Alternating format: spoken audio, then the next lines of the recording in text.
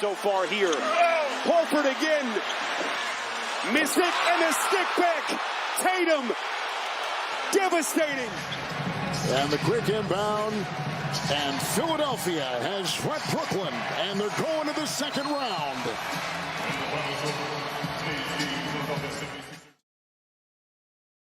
So now we have the series that all of America, the NBA, hoped for. The 2-seed Boston Celtics will be facing off against the 3-seed Philadelphia 76ers in what is expected to be an absolute tilt.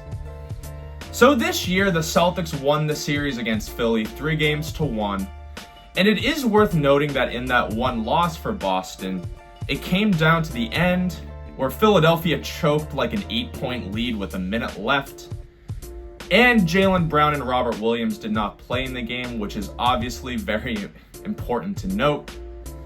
But even with that, the Celtics did need a buzzer beater from Jason Tatum to win the third game, so these games have been relatively close. People think that the Celtics are going to run away with it, but that's absolutely not the case. Both of these teams have the talent to win an NBA championship. Now, if we look at the prior series for both teams, they went a little bit differently. Let's start with the Philadelphia 76ers. They played the Brooklyn Nets in a 3-seed versus 6-seed, and they absolutely dominated the Nets. And they swept the Nets. However, it did not come without loss for the Philadelphia 76ers, because their star center, the process, the MVP of the league likely, Joel Embiid, sprained his LCL and missed a couple of the games, and now his status is up in question if he'll be able to play or how limited he'll be. So that's a massive loss, but they did dominate the Brooklyn Nets, and they looked like a championship team, led a lot by Tyrese Maxey and James Harden. Now, if we turn it over to the Boston Celtics, their series against Atlanta was tough.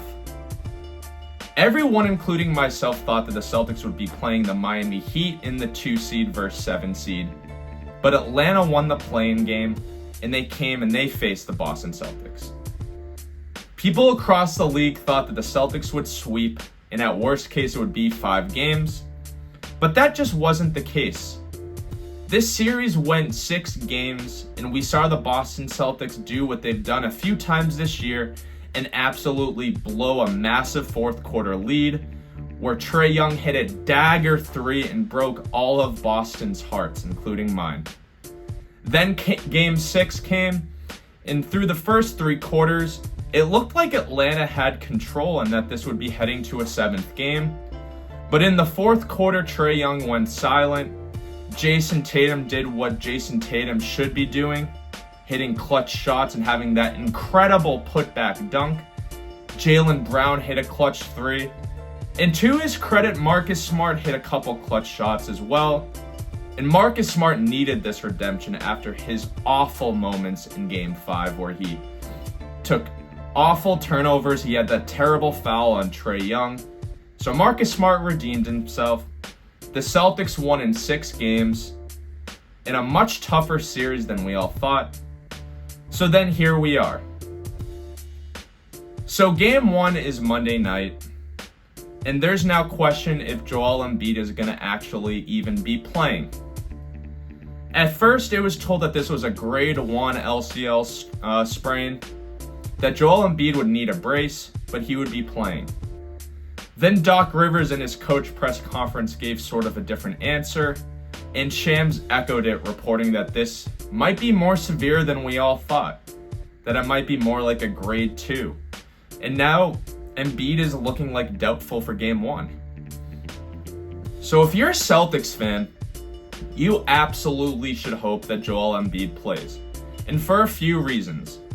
The first is obvious, as you want a team at their full strength, you never want a player to be hurt, and you want to know that the Celtics are for real.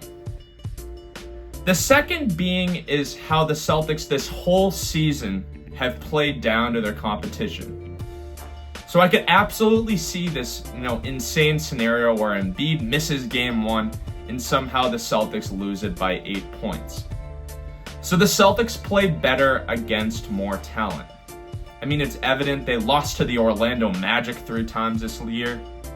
They lost to OKC without Shai by 40. They lost to Indiana. They lost to Houston. I could go on, but you get the point.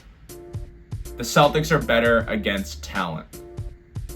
And then another obvious reason is the built-in excuse. So we remember last year that the Celtics played Milwaukee in this same series, and Milwaukee was missing Chris Middleton. The series went 7 and the Celtics moved on. But all anybody was saying was, well, if Chris played, it would be different. You only won because Chris. That's the last thing the Celtics want to hear. You want to feel like you earned that series and you earned the ability to move on. Because in reality, this series will likely be the one that goes to the NBA Finals, because I personally find it hard to imagine that either Boston or Philly would lose to the Heat or the Knicks. The Heat and the Knicks are both fantastic teams. They're physical, and quite honestly, they've given the Celtics problems. But I just think there's a massive talent gap that in the playoffs gets a little bit exposed if you don't have it. So the X factors for the Celtics in this series against Philly are going to be the guards: Derek White, Marcus Smart, and Malcolm Brogdon. Can they contain James Harden? Can they contain Tyrese Maxey? That is going to be the massive question here. Because look, if Joel Embiid is out, if he's limited, then you're going to need to have James Harden looking like his 2018 self, and you're going to need Tyrese Maxey dropping a consistent 30 points a game. So how will the Boston guards, who are all very good defenders, look? And for Philly, the X factors will be Tobias Harris and PJ Tucker. Can Tobias Harris put up the production that will justify that max contract he got over Jimmy Butler? Can he contain Jason Tatum? Can PJ Tucker contain Jaylen Brown or Jason Tatum? Can they do to Jason what Andrew Wiggins did to Jason last year? Can they get in his face? Can they be physical?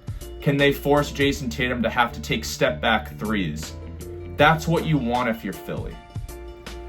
So look, it's going to be a battle. My prediction is the Celtics will win this in 7 games, regardless of Embiid's status. If Embiid plays every game, if Embiid misses every game, I think it will go 7. And I don't see it as the kind of series where the home team wins every game. I think Boston will be a split in games 1 and 2. In games 3 and 4 will be a split. Boston wins game 5 in Boston. Philly wins game 6 in Philly. And then the Celtics pull away in game 7 and move on to the Eastern Conference Finals. So that's how I see it. I think the Celtics just have a little bit more talent. And they also have the confidence knowing that they're very capable of beating the Philadelphia 76ers. I mean, Embiid has even acknowledged that in press conferences that the Celtics own the Sixers. So I think it's going to come down to Jason Tatum being a superstar, Jaylen Brown taking it to the hole, and the Celtics just, out-physicaling the Philadelphia 76ers. But nonetheless, I am super, super excited to watch this series. It's going to be an absolute blast, high-quality basketball, and 2 coaches that I absolutely admire.